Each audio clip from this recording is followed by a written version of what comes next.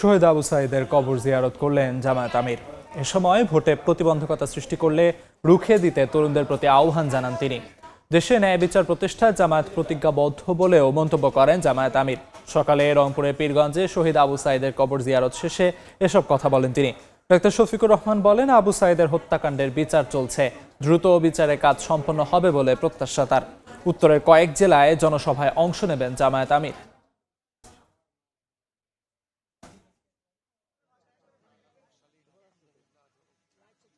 শহীদ আবু সাঈদ এবং তার সঙ্গীরা যারা জীবন দিয়ে আমাদেরকে রেডি করে গিয়েছেন, আমাদের ঘাড়ে তারা যে দায়িত্বের বোঝা রেখে গিয়েছেন, যে আমানতের বোঝা রেখে গিয়েছেন, তাদের মতো আমরা জীবন দিয়ে তাদের সেই আমানত রক্ষা করার জন্য আমরা লড়ে যাব ইনশাআল্লাহ।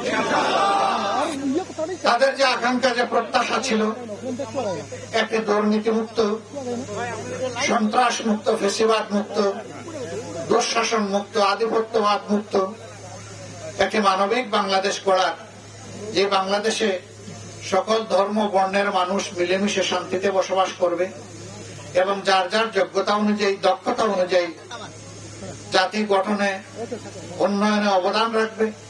এখানে কোনো ধরনের বৈষম্য হবে না। গাইবান্ধায় জামায়াতের নির্বাচনী জনসভায় অংশ নেবেন দলটির আমির ডাক্তার শফিকুর রহমান। এই মুহূর্তে সেখানে আছেন সহকর্মী শফিক মুন্সি।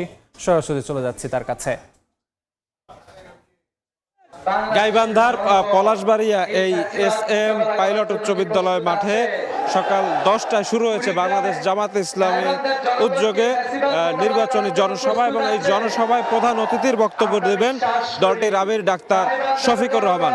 এবং আমরা যে বিষয়টি জেনেছি যে এই নির্বাচনী আনুষ্ঠানিক প্রচারণার আজকের এই তৃতীয় দিনে ডাক্তার শফিকুর রহমান সকালে জুলাই শহীদ আবু সাঈদের কবর জিয়ারতের মাধ্যমে আজকের দিনটি তিনি শুরু করেছেন। এরপর তিনি এই গাইবান্ধা আসবেন এবং এখানের যে উচ্ছ্বসিত জনতা, দলীয় নেতাকর্মী, তাদের সাথে কথা বলবেন, তাদের উদ্দেশ্যে তিনি কিছু নির্দিষ্ট বার্তা দিবেন এবং এরপর তিনি যাবেন বগুড়া এবং তারপর সিরাজগঞ্জ এবং সর্বশেষ পাবনা জেলায় একটি জনসভা করার মাধ্যমে আজকে তাদের যে দলীয় কর্মসূচি, বিশেষ করে জামায়াত আমিরের যে নির্বাচনী প্রচারণার কর্মসূচি, সেটি শেষ হবে বলেই আমরা জেনেছি।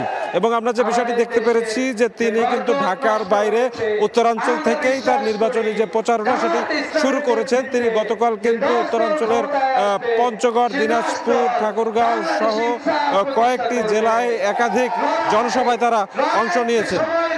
আমরা যে বিষয়টি আসলে দেখেছি যে তিনি কিন্তু উত্তরাঞ্চলে বিশেষভাবে তিনি যে বিষয়টি আসলে বলছেন যে উত্তরাঞ্চলকে তিনি কৃষিভিত্তিক শিল্পের রাজধানী করবেন, এমনটাই কিন্তু তিনি বার্তা দিচ্ছেন। তো এই ছিল আমার কাছে গাইবান্ধার এস.এম. পাইলট উচ্চ বিদ্যালয় থেকে আজকে যে বাংলাদেশ জামায়াত ইসলামীর উদ্যোগে আয়োজিত যে জনসভা, সেই জনসভার সর্বশেষ।